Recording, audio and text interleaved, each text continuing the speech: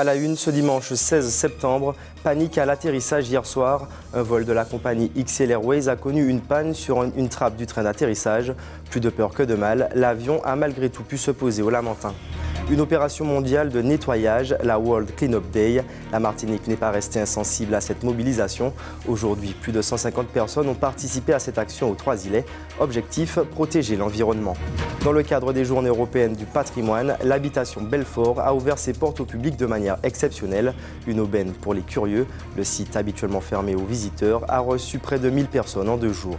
Plus de 160 manifestations annoncées. Tropicatrium a présenté hier soir le programme de la saison à venir. Cinéma, arts visuels, danse et musique entre autres. Les amateurs de culture ne devraient pas être déçus cette année. Mesdames, Messieurs, bonsoir, bienvenue dans notre Tranche Info.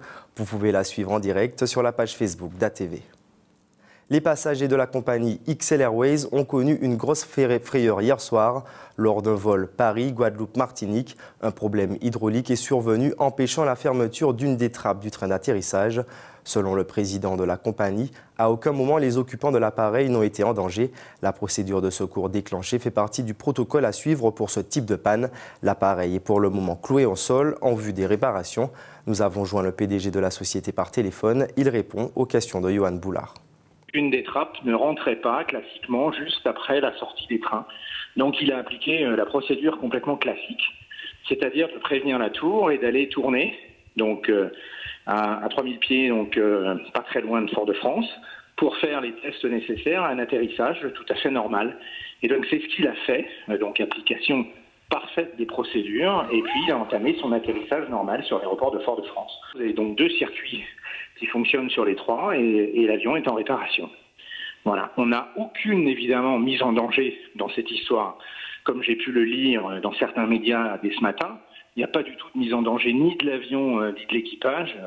L'équipage a remarquablement appliqué les procédures et on s'est posé tout à fait normalement. La seule chose, c'est qu'évidemment, quand vous vous posez avec un avion avec un souci hydraulique comme celui-là, vous vous posez sur la piste et ensuite vous demandez un tractage à l'aéroport.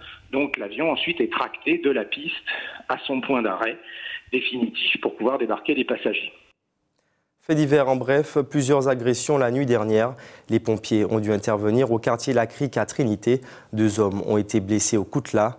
Au Robert, un jeune homme de 21 ans a été blessé par arme à feu. Et plus tard dans la nuit, au Terre-Saint-Ville, un homme âgé de 57 ans a été aussi touché par des tirs. Des enquêtes ont été ouvertes par les services de police et de gendarmerie. En bref toujours, la grève des contractuels de la CTM se poursuit. Les agents dont les contrats n'ont pas été renouvelés maintiennent leur mobilisation demain, lundi 17 septembre. L'accès aux collèges et lycées pourrait être perturbé. Plus de 150 personnes ont participé au nettoyage de la plage de la Pointe-du-Bout ce matin. En mer ou à terre, les bénévoles ont récolté de nombreux déchets. Cette action est à l'initiative de l'association Les Enfants de Gaïa, en partenariat avec la mairie des Trois-Îlets. Une opération menée partout dans le monde aujourd'hui. Objectif, protéger la nature et surtout limiter l'impact nocif de l'homme. José Le Chertier. À 300 mètres de fond, les plongeurs trouvent de tout. Des piles, des bougies et ce casier de pêche abandonné qu'ils tentent de remonter.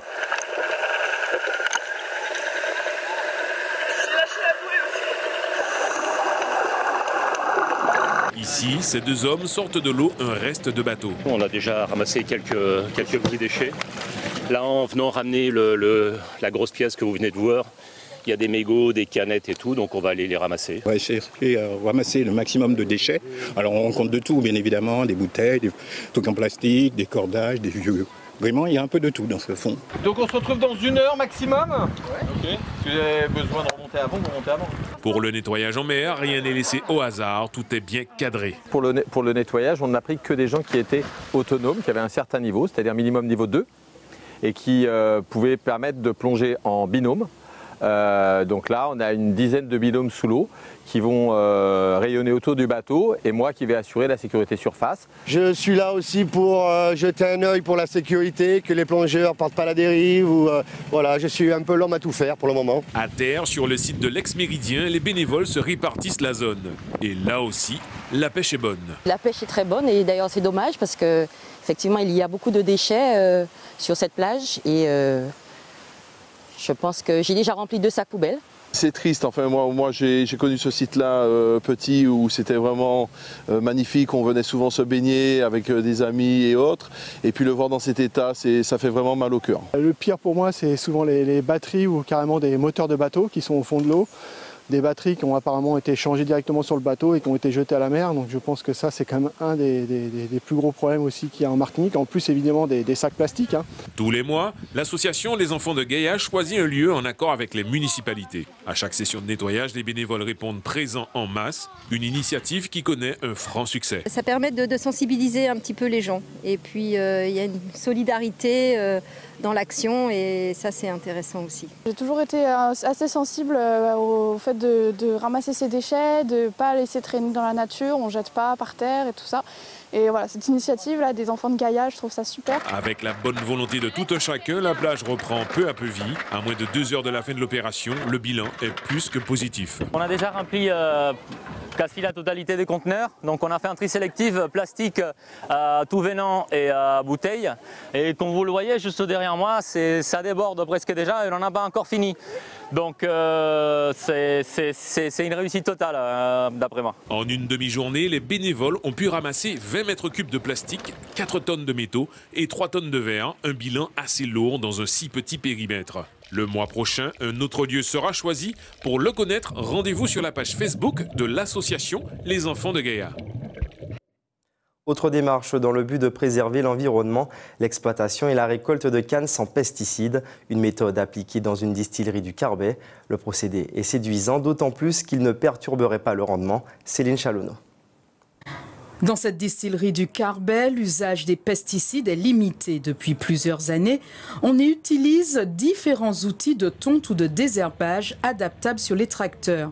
Ils permettent de travailler les couches superficielles du sol et de respecter ainsi l'écosystème des plantations de canne à sucre, des techniques qui nécessitent une innovation constante. On a une pression des mauvaises herbes qui est de plus en plus forte, on a une diversité de plus en plus forte aussi, des herbes de plus en plus résistantes et du coup il faut effectivement coupler différents outils et le robot peut être un des outils pour soulager en fait des travaux qui sont pénibles dans les champs et finalement être plus efficace, avoir des meilleurs rendements. Tout l'enjeu c'est d'essayer de trouver une machine qui puisse travailler correctement et qui puisse effectivement travailler dans des conditions autonomes pour nous faire gagner du temps sur ce poste là et peut-être transvaser du coup les équipes sur des choses plus intéressantes, plus diversifiées.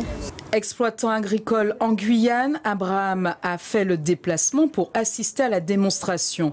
Pour lui, il faut s'inspirer de l'expérience des aînés. Ce qu'il faudrait faire, c'est retourner à l'ancienne manière.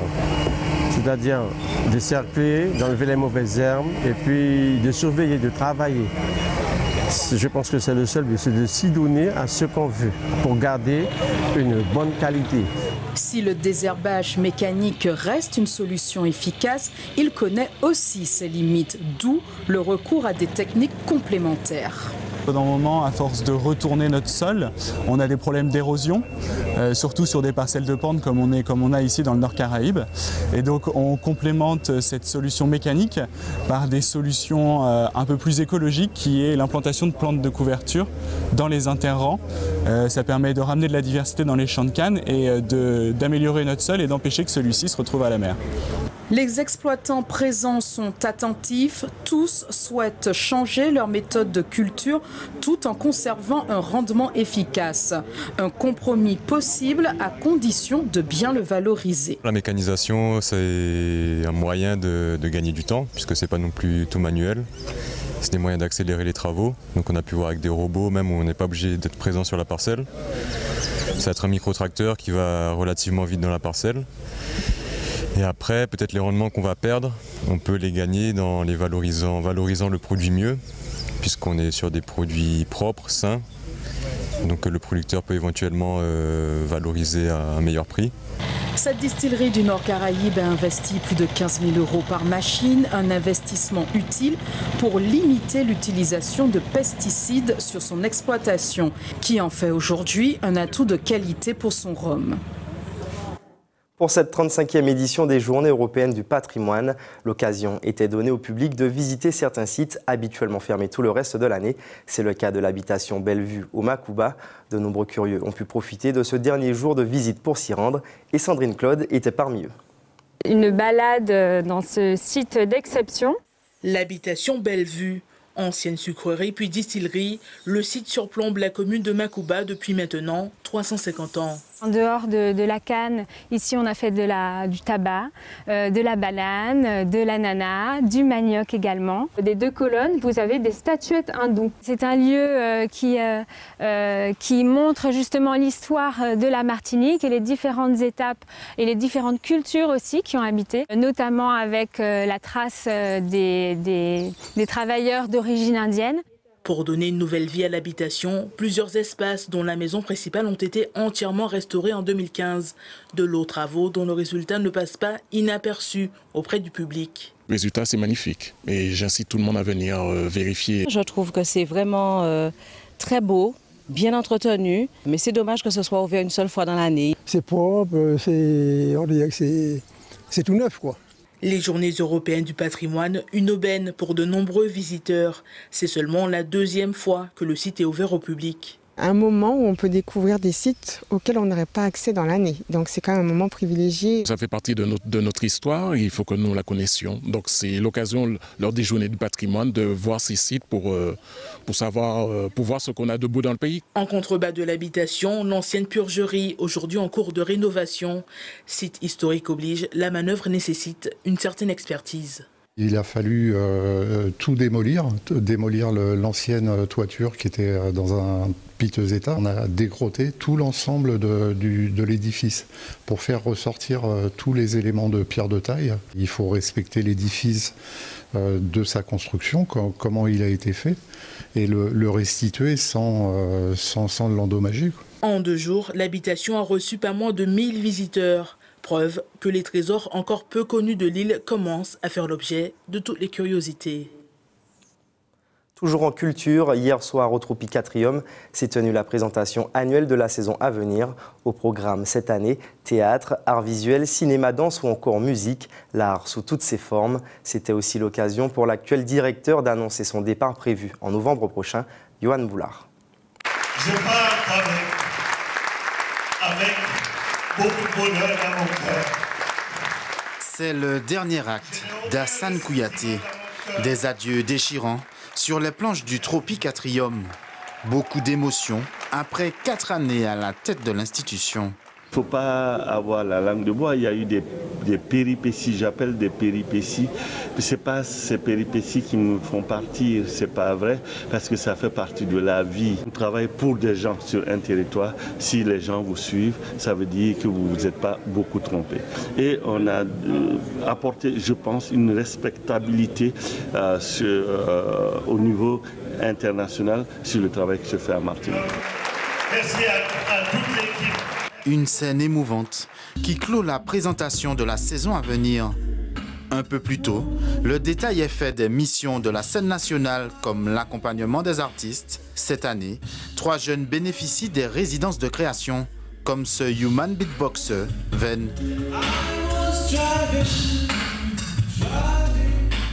Le processus a commencé l'année dernière, il continue pour cette nouvelle saison et nous touchons une dizaine de compagnies avec des talents émergents comme les danseurs de B-Boys qui font du hip-hop ou encore des gens plus avancés comme la Guy Marc Vadleu.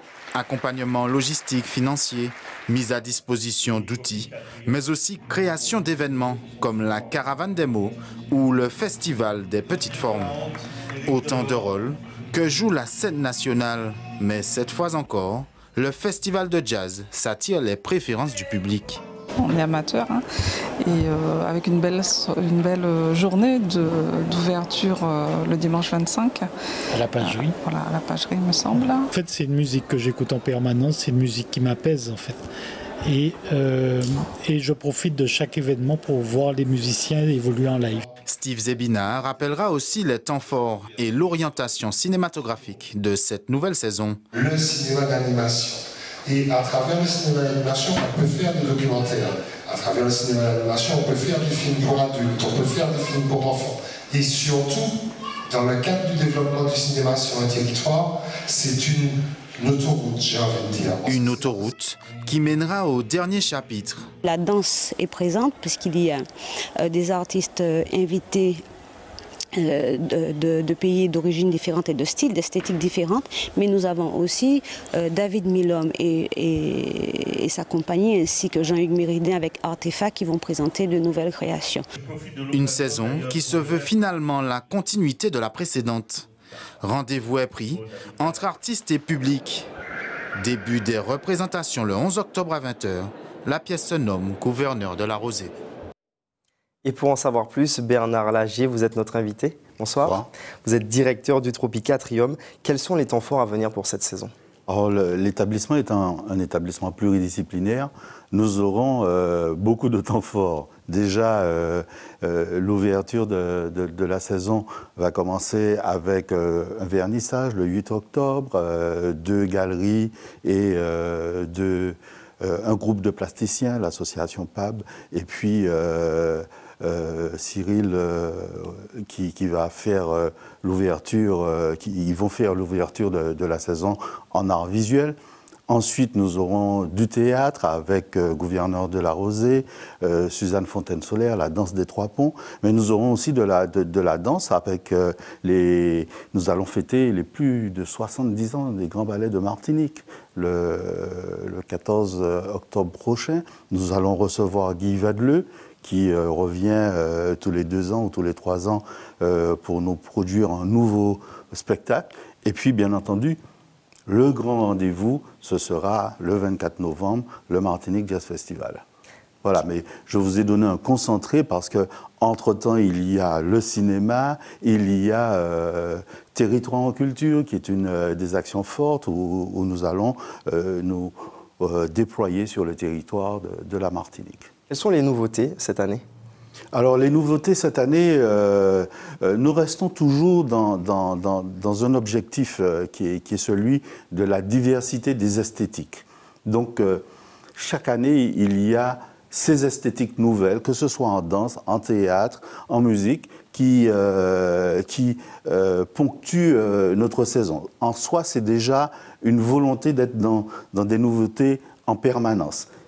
Autre nouveauté, il y aura la ribote des petits qui sera destinée aux petits au mois de décembre avec du conte, du théâtre, de la marionnette. Et puis, bien entendu, le Festival des Petites Formes qui va avoir lieu au mois de janvier, qui sera exclusivement antillais. Ce seront des compagnies de Martinique et de Guadeloupe et que des créations. Et justement, quelle place jouent les artistes martiniquais dans cette programmation?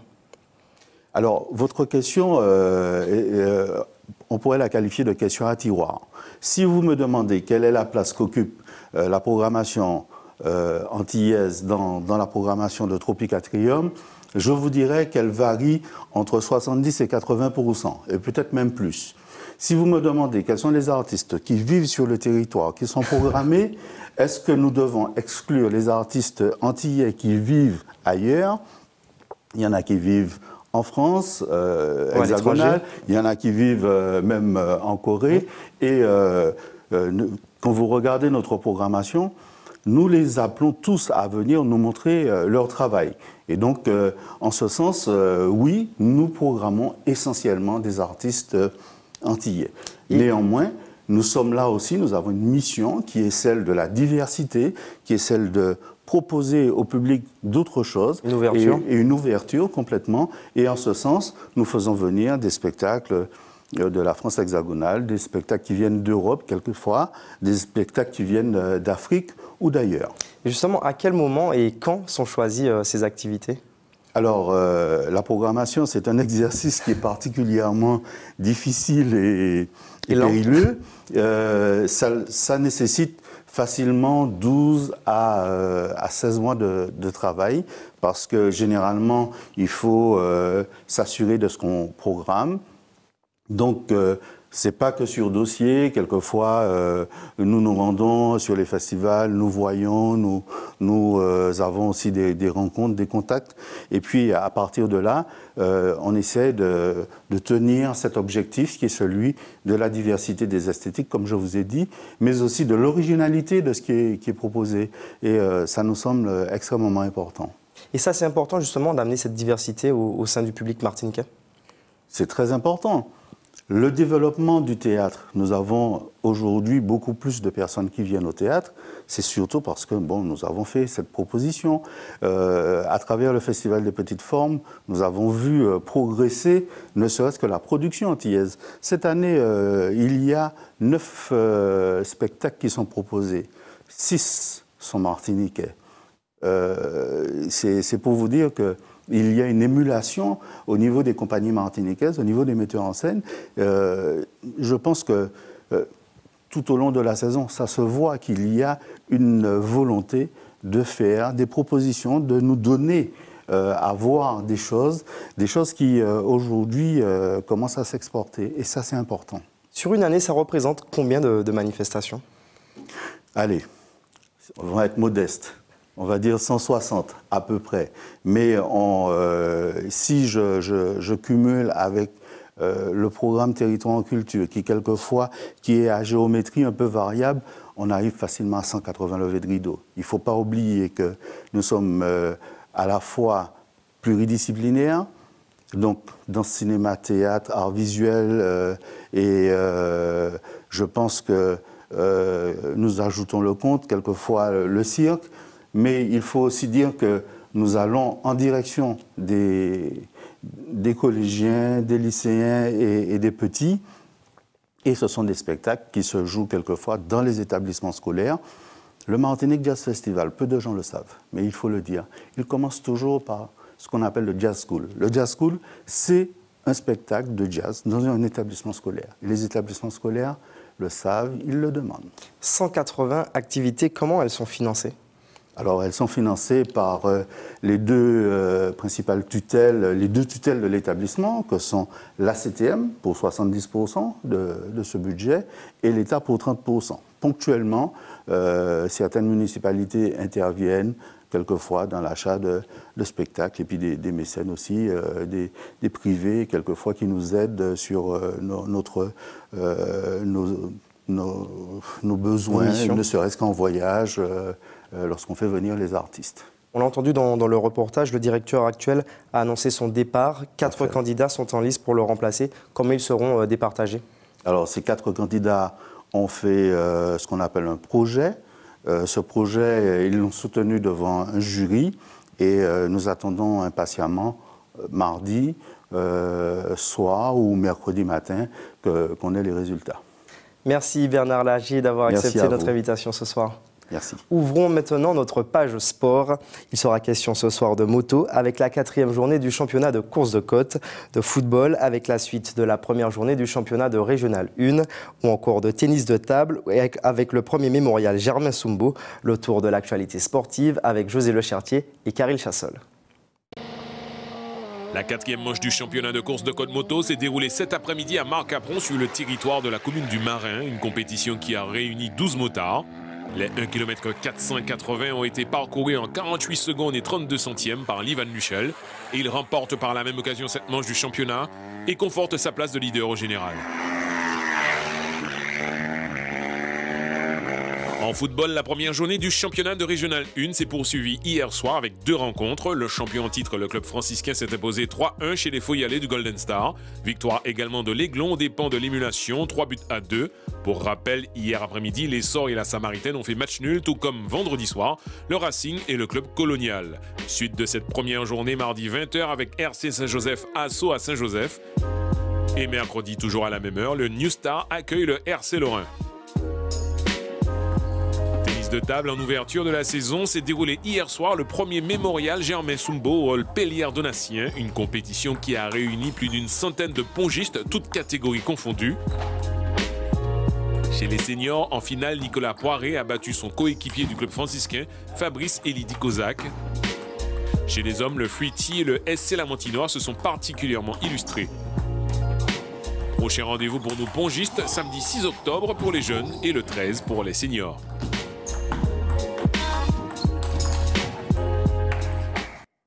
Info pratique pour ceux qui souhaitent donner leur sang. Les équipes de l'EFS seront présentes demain de 8h à 13h au siège de la CACEM à Fort-de-France et comme tous les jours ouvrés à la Maison du Don au CHU Pierre-Zobda-Kittmann de 9h à 16h. C'est la fin de votre journal local et régional. Avant de nous quitter, voilà les titres que nous avons développés ce soir. Panique à l'atterrissage hier soir. Un vol de la compagnie XL Airways a connu une panne sur une trappe du train d'atterrissage. Plus de peur que de mal, l'avion a malgré tout pu s'opposer aux Lamentins. Une opération mondiale de nettoyage, la World Cleanup Day. La Martinique n'est pas restée insensible à cette mobilisation. Aujourd'hui, plus de 150 personnes ont participé à cette action aux 3 îlets. Objectif, protéger l'environnement. Dans le cadre des Journées européennes du patrimoine, l'habitation Bellevue a ouvert ses portes au public de manière exceptionnelle. Une aubaine pour les curieux. Le site, habituellement fermé aux visites, a reçu près de 1000 personnes en 2 jours. Plus de 160 manifestations annoncées. Tropicatrium a présenté hier soir le programme de la saison à venir. Cinéma, arts visuels, danse et musique entre autres. Les amateurs de culture ne devraient pas être déçus cette année. Je vous laisse en compagnie de nos confrères de BFM TV pour l'actualité nationale et internationale. À 20h, votre téléfilm Requiem Assassin. Demain, retrouvez Sabrina Doré à 18h50 pour les titres. Je vous souhaite une très bonne soirée sur ATV.